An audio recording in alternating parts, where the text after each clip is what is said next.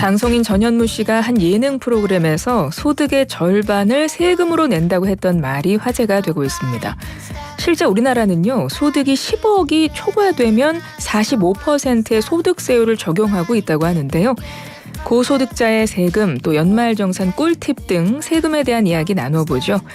연말정산 시즌인 만큼 관련해서 궁금한 점 있으신 분들 우물정 0945 50원의 정보 이용료 들어가는 유료 문자로 문자 남겨주세요. 이장원 세무사 전화로 만나봅니다. 세무사님 안녕하세요. 네, 안녕하세요. 예, 요즘에 한창 바쁘실 때죠? 예, 정신없네요.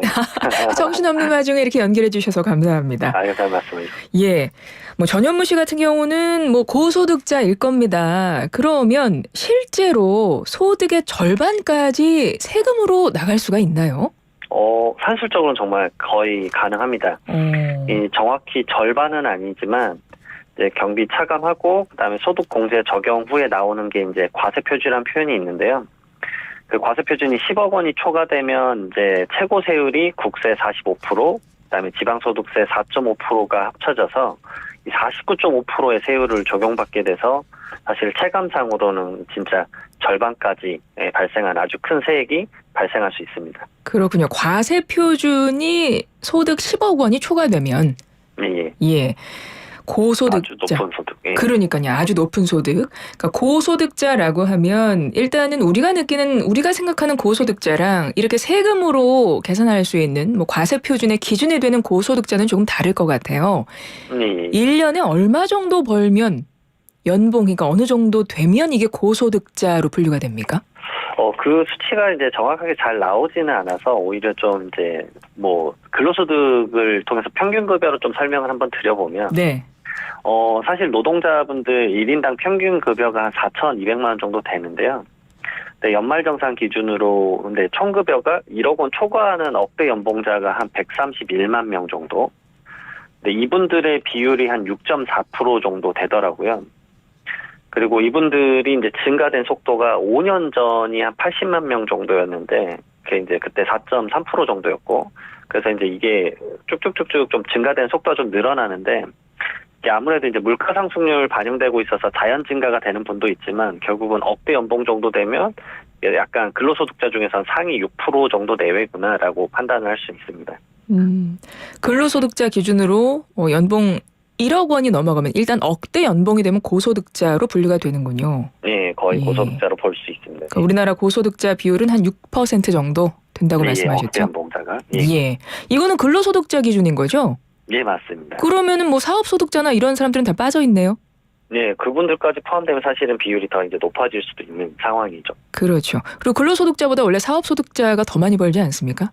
네, 맞습니다. 사실 사업소득자분들은 근데 이제 근로계산, 그 사업소득에 대한 계산법이 좀 다르기 때문에 적용도 좀 달리 가져가서 통계적으로도 좀 별도로 판단하는 경우가 많습니다. 그렇죠. 전현무 씨 같은 경우는 사업소득이죠? 네, 아무래도 이제 프리랜서 소득이거나 그런 형태로 아마 받지 않을까 싶습니다. 네. 구체적인 연봉 소득 구간별로 과세 기준이 나누어져 있을 텐데요. 현재 소득 구간별로 이 과세 비율은 어떻게 나눠져 있나요? 우선은 과세 표준이라고 해서 이제 소득공제를 적용한 이후의 금액이 1,400만 원 이하면 6%, 그다음에 그게 5천만 원 이제 1,400만 원에서 5천만 원까지는 15%, 5천만 원에서 8,800만 원까지는 24%, 그다음에 8,800만 원에서 1억 5천까지는 35% 이렇게 해서 35%, 38%, 40%, 42%, 45%까지 쭉쭉쭉쭉 올라가게 되는데요. 이 세율 구간은 사실은 일반적으로 검색하면 금방 나오긴 하겠지만 제가 좀 말씀드리고자 하는 구간은 그 구간이세요. 어떤 구간이요? 과세 표준이 이제 세율이 24%에서 35% 넘어가는 구간이 과세 표준 8,800만 원 기점입니다. 네. 그래서 이 기점에서 넘어갔을 때 실질적으로 부담을 느껴 하는 경우를 제가 많이 봤었습니다. 그게 근로소득자든 사업소득자든. 결국은 과세 표준이 이제 8,800만 원이 넘지 않는 게 좀 더 낫다라고 이제 많이 말씀을 드리죠. 갑자기 11%가 껑충 뛰니까. 그렇군요. 과세 표준 구간이 한 8,800만 원을 넘어가면 그때부터는 좀 세금을 내는데 내가 부담을 느낄 수 있는 수준이다 이 말씀이신 거네요. 네, 맞습니다.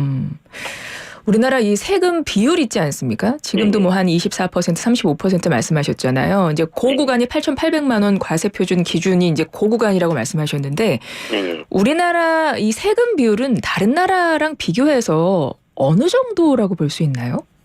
우선은 이제 어떤 세목이냐에 따라서 좀 다를 수 있는데 오늘 말씀 나누는 건 이제 연말정산이나 이제 소득세 구쪽이니까 이제 2022년도에 이제 근로소득자 연말정산 신고 인원이 한 2,050만 명 정도 되셨어요. 예. 그래서 좀 먼저 말씀드릴 게 이 중에서 결정세액이 0원. 결국은 내가 납부해야 될 세금이 없는데 미리 납부한 게 있으면 오히려 환급을 받는 분들이라고 표현을 합니다. 예. 이 면세자분들 비율이 한 33.6%, 한 690만 명 정도 되세요. 그러니까 결국은 소득세에 대한 부담은 이 OECD에 대해서 비교를 하는 게 맞는지는 모를 수도 있겠지만, GDP 대비해서 비중이 사실은 대한민국은 좀 낮은 편입니다. OECD에서는. 아, 조세 부담률이?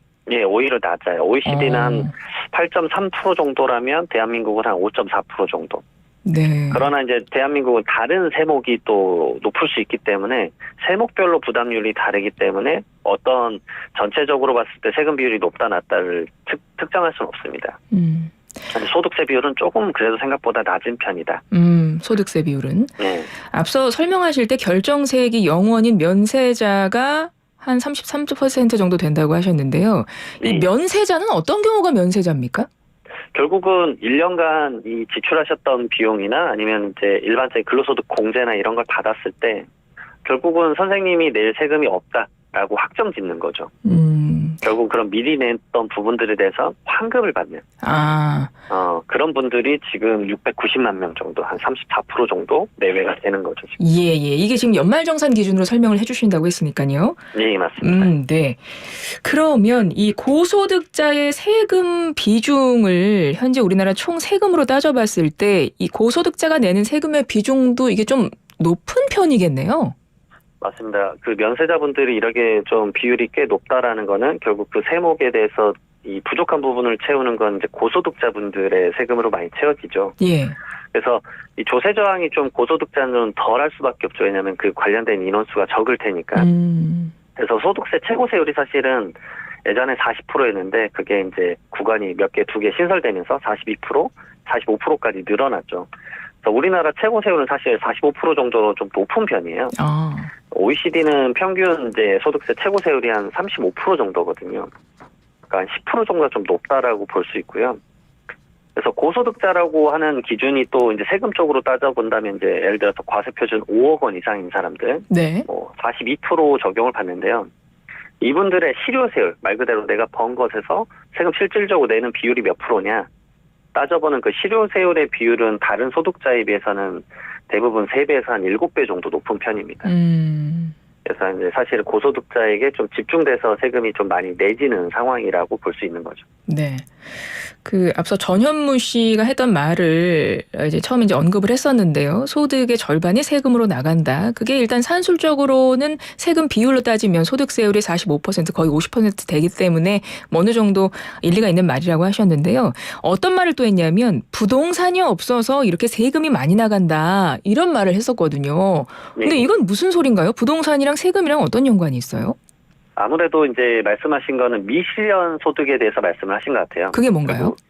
결국 부동산이 자산 형태로 보유하였을 때는 이 부동산에 대한 자산 가치가 증가하더라도 내가 결국은 팔지 않는 상황이라면 이제 자산 가치는 증가됐지만 그것에 대해서 세금이 발생하지는 않으니까 이런 부분에 대해서 이제 그 황현희님은 이제 부동산이나 주식이나 이런 걸 보유하고 있으니까. 네.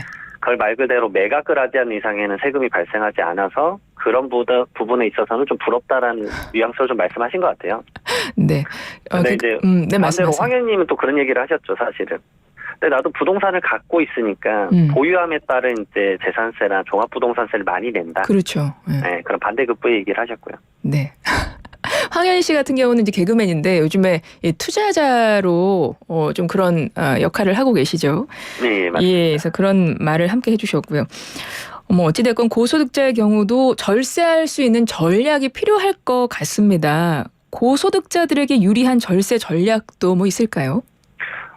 결국은 그 주제에서 얘기가 노동소득에 대한 이제 종결이 됐을 때 불안하다. 그런 얘기를 하였거든요. 그래서 결국 이 불안감을 줄이기 위해서는 이제 첫 번째로는 이 벌어 놓은 소득이 좀 증식될 수 있도록 투자에 대한 고민을 하는 게 먼저일 것 같고요. 그다음에 그 투자에서 발생하는 소득을 이제 방어하기 위해서 뭐 절세 전략을 좀 짜야 되는 거죠.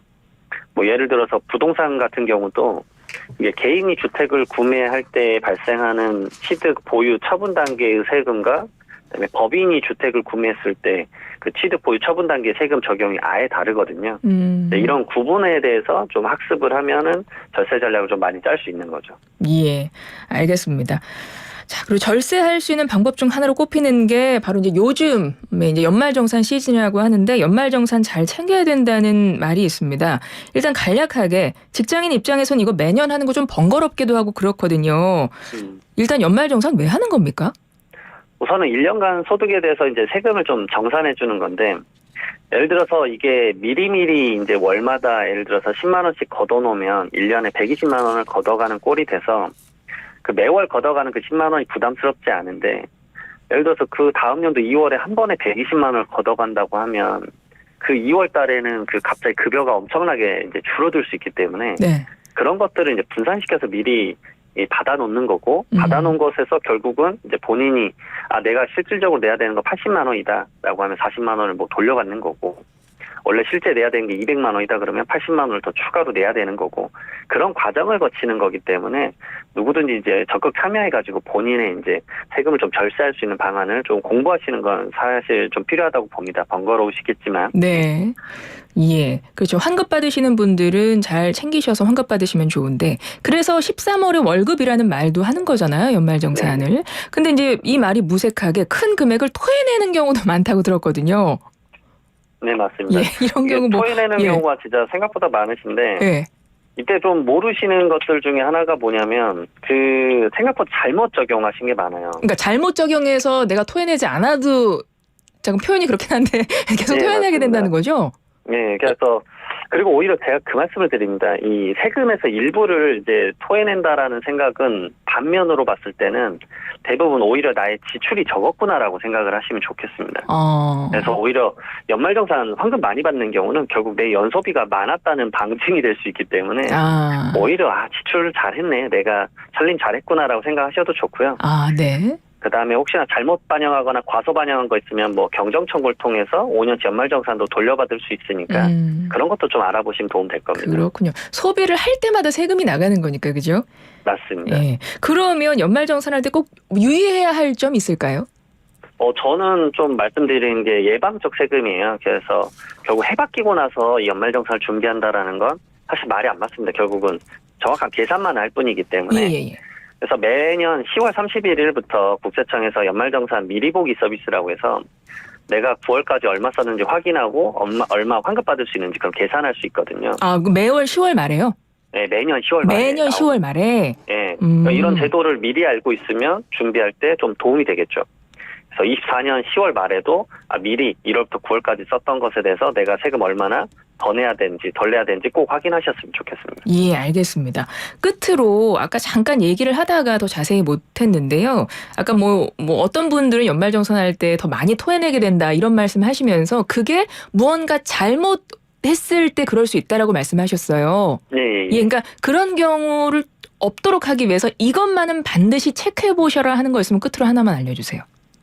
사실 그 과소 반영한 것들이 많은데 뭐 월세 세액공제나 아니면 의료비 같은 경우나 기부금 같은 영수증들은 이제 모든 연말정산 간소화 서비스에 다 나오지 않거든요. 결국 본인이 챙겨서 사업주에 제공해야 되는 부분들이 있기 때문에 그런 부분들은 본인의 재산 지키는 거고 본인의 세금과 관련돼 있기 때문에 직접 좀 꼼꼼하게 챙겨서 증빙 서류를 좀 잘 제출하셔라라고 말씀을 드립니다. 예, 알겠습니다. 지금까지 이장원 세무사와 이야기 나눴습니다. 세무사님, 오늘 말씀 잘 들었습니다. 네, 감사합니다.